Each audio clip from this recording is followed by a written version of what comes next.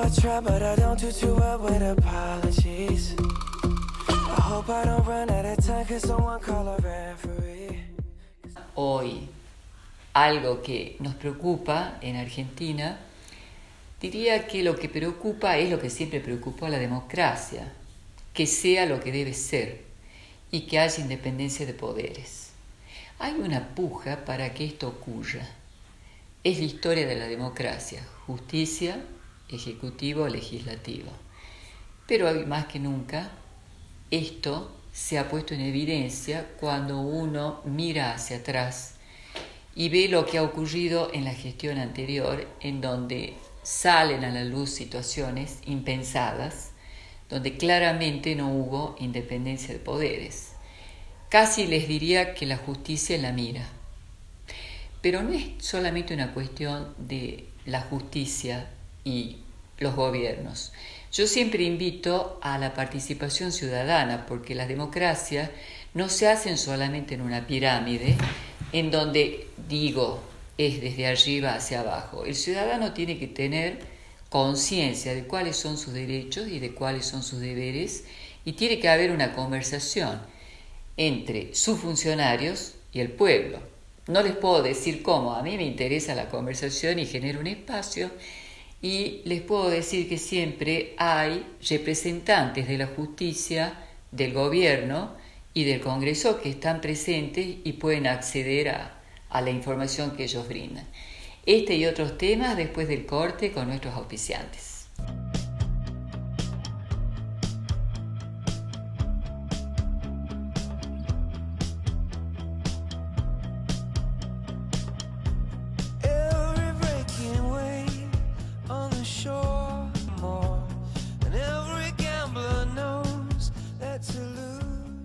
Y bien, nos acompaña Mariana Catalano. ¿Cómo estás, Mariana? Muy bien, muchas gracias por invitarme. Es gracioso porque siempre en esta época estaba mirando, nos visitas. Sí, la verdad que siempre fin de año acompañado viene el sol, la primavera y vengo yo. Debe ser que forma parte del clima, Mariana Catalano, viene con la primavera. Sí, así es.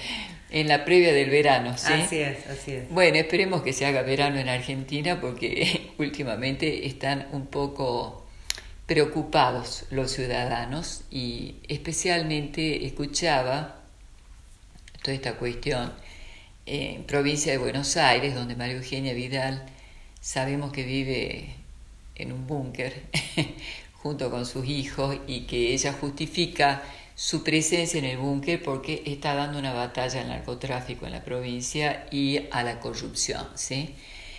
Y pensaba yo desde el lugar de Salta que vos podrías tal vez darnos una mirada sobre qué pasa con este tema en la provincia. Ha aumentado un poco la presencia del Estado, se ha visibilizado un poco más en la frontera, pero Salta es una jurisdicción muy compleja porque tenemos una frontera muy amplia con Bolivia. Y sabrás que en Bolivia se produce mucha cocaína. En su momento la cocaína se fabricaba, la cocina estaba en Bolivia y Argentina y el norte era de paso. Hoy en día también hay cocinas en nuestro país, en la frontera norte. De modo que el narcotráfico es una constante, es cada vez más. Yo te diría que incluso ahora con el tema con el aumento del dólar, sobre todo en las semanas del dólar 40, sí. Que ahora ya por suerte no lo tenemos, hubo una disminución del delito de contrabando y se aumenta el delito de narcotráfico. ¿Cómo sería eso? Claro, es decir, la persona que está acostumbrada a pasar por la frontera ropa, zapatillas, cigarrillos o lo que fuera, se queda sin ese recambio porque ya el cambio no conviene, ya no hay tantos tours de compra al norte, entonces no de algo diferencia. Tiene que vivir, exactamente, ya no conviene, entonces de algo de esta gente tiene que vivir y te puede transportar estupefacientes. Todo esto además agravado con un marco socioeconómico que está cada vez más inconveniente o ajustado para la gente, para todos en general, y para esta gente que tiene que hacer su plata día a día, peor aún. Bueno, la verdad que es todo un problema, porque también la economía, cuando uno escucha la invitación que hace Macri a los inversores extranjeros, en realidad, si no los hay, es porque también ellos ven la seguridad jurídica que puede tener Sí, nuestro sí, país. sí, Entonces, sí. tampoco la economía marcha como él hubiera esperado, Sí. al parecer, porque tampoco tenemos tantas inversiones que formarían parte de un oxígeno. De un oxígeno de fuente laboral. Acá en el norte lo que hace falta es fuente laboral. Entonces la única, digamos, en este contexto de falta de esperanza, de fuente laboral, no es una justificación, pero es una explicación social de por qué en el norte hay tanta mula, se trafica tanto. Tenemos las grandes organizaciones de las cuales nos ocupamos, la justicia federal, y la provincia que asumió el microtráfico. Entonces la boca de expendio o el pequeño transporte, bueno, el transporte no, pero la boca de expendio se ocupa la provincia, del transporte la justicia federal. Es un tema no solamente del narcotráfico, sino que en alguna oportunidad hablamos en este programa y vos nos acompañas antes del tráfico de personas. Sí, claro, así es. Que así no es. sé, Eso debo ser un tanto positiva en la apreciación. Por lo menos en la justicia federal, ya los casos de trata dura no estamos viendo tantos. A raíz de la última ley que incrementó mucho las penas, tuvimos varios procedimientos y ya no se ve tanto, si debo ser honesta, por lo menos acá. Sí, como te decía, el contrabando, el narcotráfico muchísimo, lavado de activos, cibercrimen, todo eso sigue muy, muy presente. Cibercrimen, sí. Yo no creo que la provincia y Argentina esté en este tema puntual en una situación distinta a cualquier país del mundo, ¿no? O sea, hay otros países a donde esto también ocurre. Sí, por supuesto. Y tal vez hoy uno tendría que pensar que hasta los más seguros, como Japón, están expuestos a una amenaza, por ejemplo, internacional, si son vecinos de Corea o si tienen este tipo de ciberataques. Absolutamente. O sea que el consenso y la seguridad también uno tendría que pensarla junto con la justicia en el mundo. Así es. No sé si la justicia nuestra tiene una conversación con sus vecinos. En esto sí, se firman muchos protocolos, hay muchas reuniones, hay a nivel nacional un equipo de gente especializada en cibercrimen que es muy, muy solvente, han venido a capacitarnos acá porque te enseñan que en la web uno tiene distintos niveles. Y nosotros conocemos el más superficial. En la deep web es donde está todo. Y entonces tenés por grados, por supuesto que ya son otros servidores, no es Google, son servidores especiales y se requiere una cierta experticia para acceder. De acuerdo a distintos grados tenés ventas de armas, tenés tráfico de personas, tenés prostitución, tenés sicariato. Es todo un universo que el usuario común, el ciudadano común no conoce, pero es un universo además descontextualizado, es decir, donde se comete el crimen. Dicen que incluso en los atentados europeos, si uno, digamos, los expertos que hacen cibernáutica ingresan a la deep web, ellos pueden determinar, las posibilidades del día y hora del ataque. Porque está todo, se maneja a través de ahí, y es una persona de Irán con una persona de Japón, o es ya un contexto virtual. ¿Y cómo está nuestra provincia en relación a la tecnología que te permita detectar este tipo de situaciones? La verdad que es un tema muy específico. Hay equipos especiales que están trabajando y en principio, digamos, por lo que se ve en la materia judicial, no habría demasiados huecos, pero por supuesto que esto siempre cambia, así que digamos, si hoy estás más o menos a la altura de lo que es los protocolos de cibercrimen, después se va evolucionando y siempre te quedas atrás. Porque realmente si hay algo que preocupa y de pronto uno lo escucha en la subjetividad de las personas, es el tema de la inseguridad y el desamparo. En relación a esto, la invitación, especialmente vos sabés que los que ven este programa son los jóvenes, son los chicos que en este momento nos ayudan hasta para levantar este programa y vamos a una plataforma, además de salir por televisión en la provincia, que siempre agradezco a la teleaudiencia que tenemos, que hoy es Orán, es Tartagal, es Rosario de la Frontera, Metán, es todo el Valle de Sianca, vamos al Bordo, a Güemes, a Camposanto, Cafayate, Valle Calchaquí y seguramente Valle del Lerma siempre, Ciudad de Salta. Además de esa plataforma que es televisiva, tenemos otra que está en Instagram, Facebook, YouTube, etc. O sea que tu audiencia en este momento sabe perfectamente qué es lo que significa una deep web, y ellos viven esta realidad y sacan partido también de esta realidad, porque los chicos son muy expertos en esto, pero viven muy afectados emocionalmente por el sentimiento de que, bueno, puede que no vuelvas a tu casa. Un padre de familia me comentaba que es todo un tema el transporte del colegio a la casa. Cuando su hijo toma un ómnibus y se vuelve, tienen siempre la preocupación grande de que llegue a la casa y están atentos. Sí. ¿Qué tan así debe ser esto? ¿Es exagerado? ¿Cuál es tu punto de vista? No, la verdad que Salta, en comparación a otras provincias, está muy bien en materia de seguridad. En general no hay tan alto índice de crímenes violentos. Funciona muy bien el servicio 911. Hay muchas cámaras en el país. Yo en la justicia federal no veo crímenes comunes, pero sé los números por una visión en general que tenemos de la justicia. En comparación a las otras jurisdicciones se está trabajando bien. Sí, el problema con la juventud puede ser el tema de las adicciones, el desempleo, la deserción en la universidad, la deserción en los estudios, va por otro lado, me parece. Con salvedad hecha de algunas localidades, como Orán, donde está un poco más compleja la cuestión. Orán, Tartagal, porque nosotros al tener esta frontera y al tener realmente un espectro tan grande que cubrir, que no es solamente el problema interno, sino el problema de frontera, donde vos acabas de plantear, bueno, Bolivia, sí, de pronto Argentina era un lugar de paso, hasta que dejó de ser un lugar de paso, se elabora y se consume, porque en Argentina hoy se consume, y también somos conscientes que se instalan la distribución hecha por ciudadanos que no son argentinos. Así es.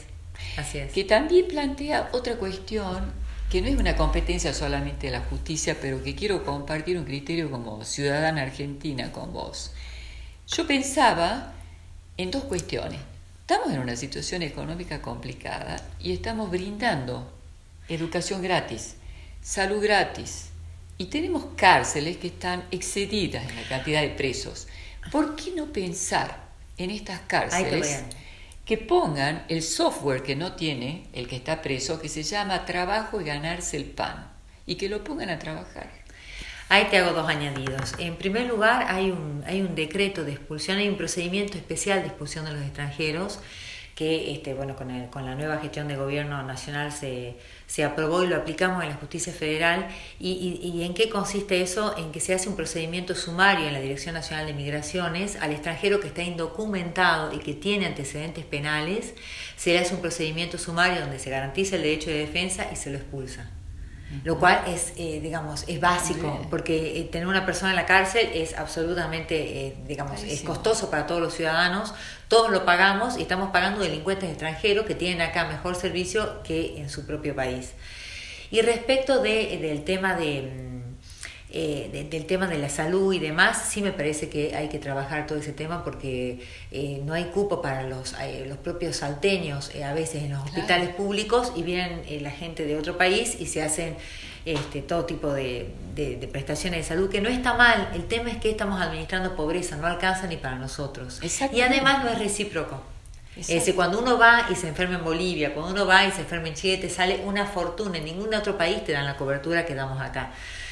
Entonces la caridad empieza por casa. Empecemos a cuidarnos nosotros más en este contexto. Contexto. El tema es que hay que empezar a tomar medidas que sean puntuales, como esta que vos acabas de plantear, porque esta agonía de Argentina en la pobreza, la desilusión que tiene a veces un joven, en donde no ve un futuro promisorio a corto plazo, es porque estas medidas o llegan después, si es que llegan, pero hace muchos años que esto viene ocurriendo, y uno documenta y ve que a veces los hospitales no tienen los servicios básicos. Los insumos básicos.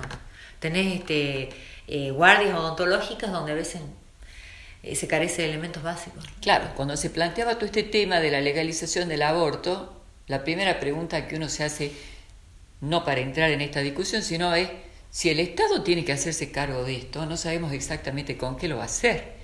Porque vos te haces unos planteos que son intelectuales, pero a la hora de la bajada de línea... Todo cuesta. Realmente no estamos en condiciones de prestar el servicio básico de primeros auxilios, ¿viste? Entonces, creo que son planteos para países que están en condiciones de proceder en consecuencia. Es como un discurso que tiene una imposibilidad de ser llevado a la práctica. Deberíamos iniciar tal vez la conversación con lo que nos es posible en este momento hacer. Así es. Si podemos garantizar que un niño salga del colegio y llegue a su casa, fantástico.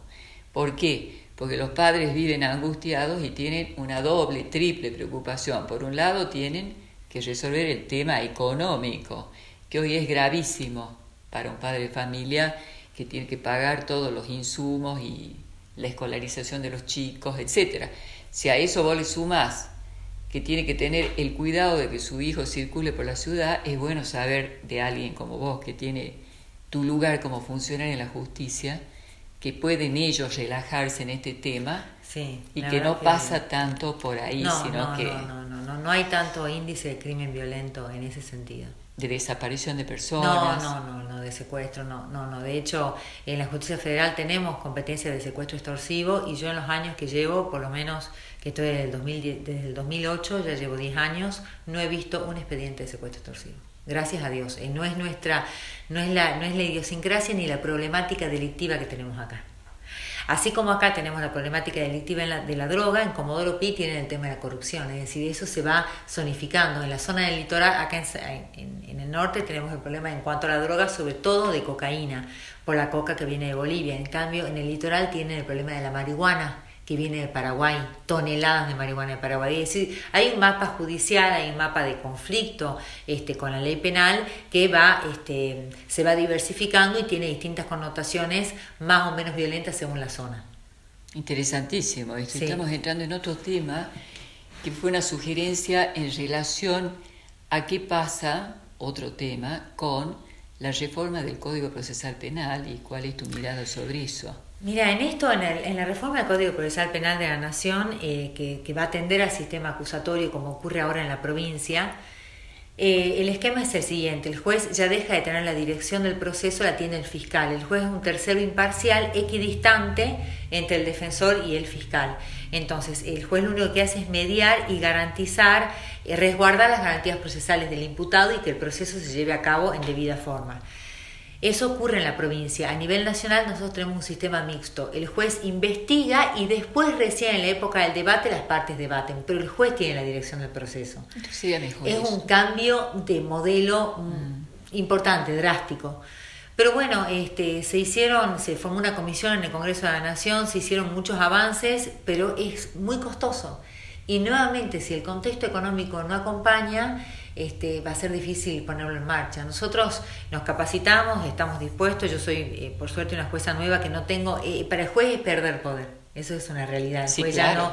El juez ya no investiga, ya no dirige el proceso, sino que el juez media entre un fiscal que tiene su legajo y que es el titular de la acción pública y el defensor. En la realidad es hay una contienda de partes. Muchos problemas con fiscales. No digo en el ámbito federal, he de decirte que no tengo tanto conocimiento. Claro. Pero está muy cuestionado por el ciudadano, precisamente los fiscales, no tanto a los jueces, sino el procedimiento de los fiscales. Mira, sin ir más lejos esta mañana, son hechos puntuales, ¿viste? Sí. Que no hablan de una política. Claro, pero grafican. Pero que grafican qué es lo que está pasando. O sea, realmente un auxiliar fiscal que deja suelto un delincuente que en 2 horas roba la bicicleta y una Hilux y sigue viaje, habla de que hay algo que no marcha. El sistema en sí es un sistema bien pensado, pero tiene que ser bien aplicado. Nuevamente, acabas de dar en la tecla, un fiscal auxiliar. Los fiscales deben ser debidamente elegidos por concurso, deben ser debidamente remunerados, deben tener acuerdo del Senado. Esto del fiscal auxiliar es un invento o es una creación coyuntural para suplir la falta de fiscales titulares. Entonces, cuando vos tenés un fiscal, lo mismo que un juez, que ha superado un concurso público, que ha estado dando, rindiendo, que demostró tener ante un consejo de la magistratura o ante un organismo de selección un perfil adecuado, ese fiscal va a hacer bien su trabajo. Ahora, si como el fiscal no puede porque está superado de las causas, poner el fiscal auxiliar a un chico de 25, o sea, digamos que no superó todo un perfil, que no le toma el peso a la cuestión, aparecen estos errores. Pero por supuesto, mira, fíjate vos, situaciones puntuales, porque en definitiva nosotros en estos programas podemos ser absolutamente académicamente muy... No, pero esto es para la gente, para los chicos, para que entiendan y tenemos que empezar a decir las cosas por su nombre. Esto de los fiscales auxiliares, en un lugar puntual, como los Valles Calchaquíes, en donde ni una palabra que decir del auxiliar fiscal, pero es un auxiliar fiscal y nada más. La fiscal titular no está nunca, porque no llega al lugar. Claro. Ha producido una serie de inconvenientes porque se cuecen habas entre lo que son las fuerzas de seguridad y lo que hace el auxiliar fiscal. En síntesis, todos los conflictos sin resolver, la producción parada, porque no puede producir alguien que está a 5 horas de Salta Capital y tiene que velar por el conflicto que se instala con el tema de los aborígenes, que no lo son, en manos de un auxiliar fiscal que no es fiscal y de un policía que está lejos, que no recibe directamente la mirada de la fuerza de seguridad, es un inconveniente grande. Estamos hablando de que tenemos que avanzar con el tema de la economía.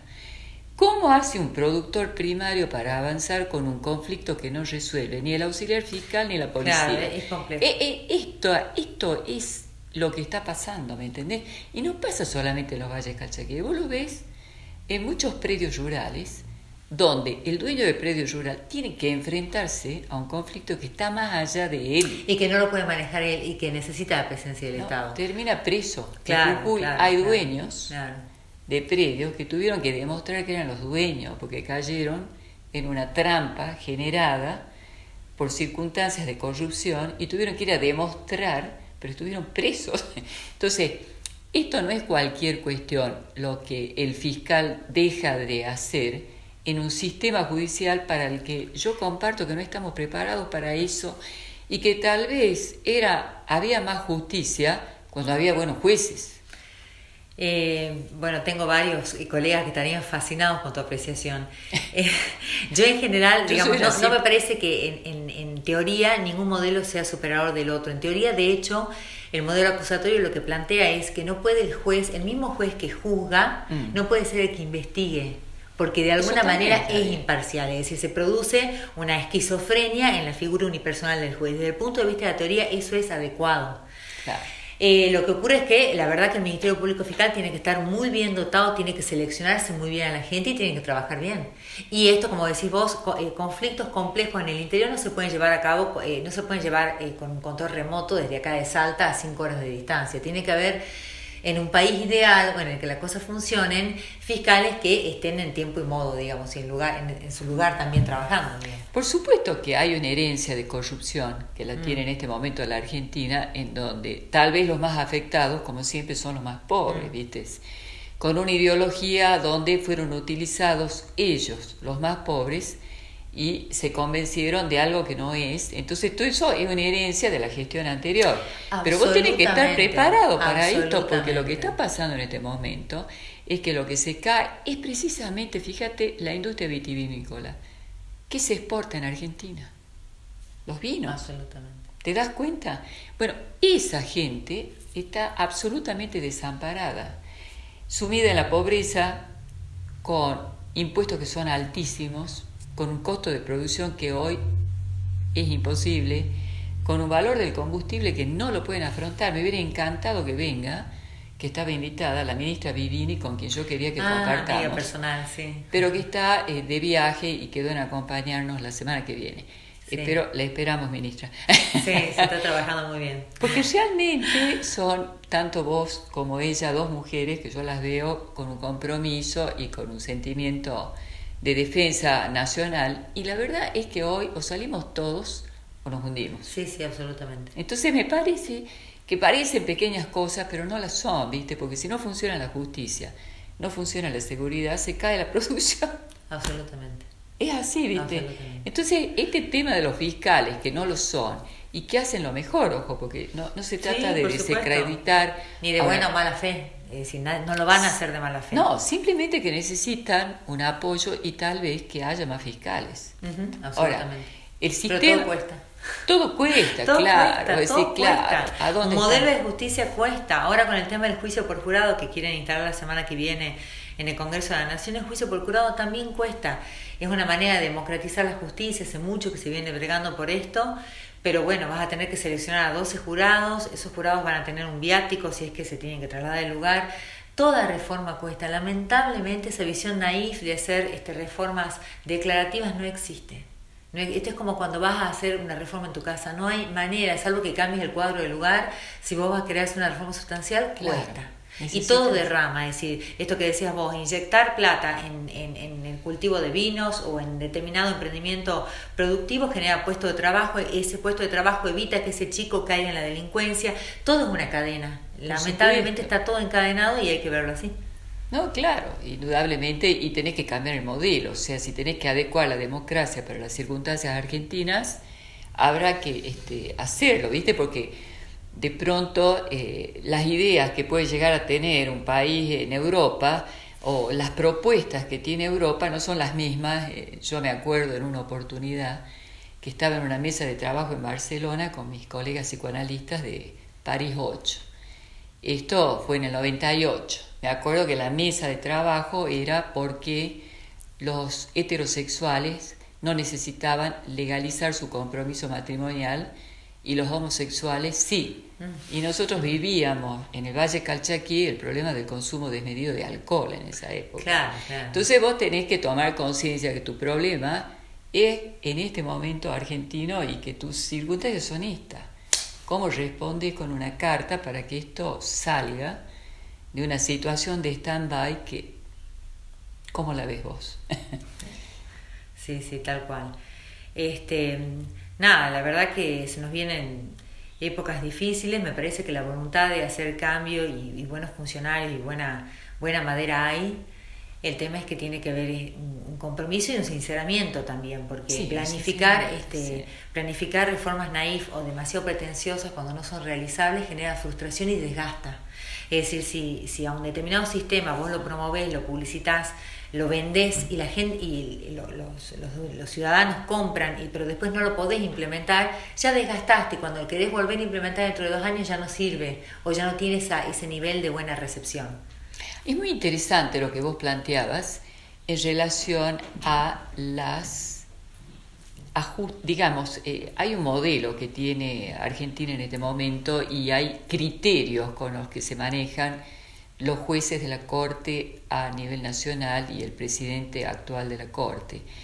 Es interesante el comentario que hiciste en relación a cómo es el modelo actual que tiene la Corte de Justicia. Claro, la Corte de Justicia, estamos hablando de la Corte Suprema de la Nación, estuvo durante 11 años bajo la conducción muy personal del doctor Lorenzetti. Ahora en octubre se cambió la conducción y está uno de los nuevos jueces que es el doctor Rosenkrantz.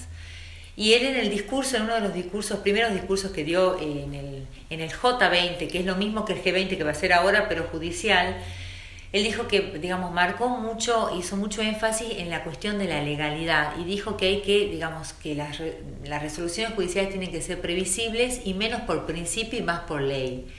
Eso es bueno y es malo. En un país donde hay mucha vulnerabilidad y coyuntura tan cambiante, a veces los jueces podemos de alguna manera matizar la ley con una interpretación integrativa y con principios.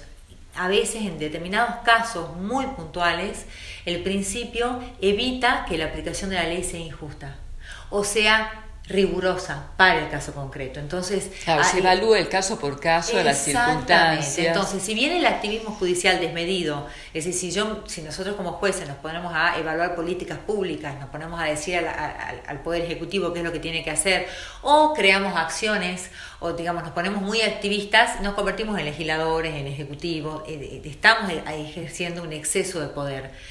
Pero el otro límite, el juez enfrascado en el marco de la ley, A veces hay leyes que son inconstitucionales, como yo te refería hace un momento, la ley de obediencia debida y punto final, después se declaró inconstitucional. Es decir, tampoco cegarlo y limitarlo tanto es una buena medida. You gotta go and get angry at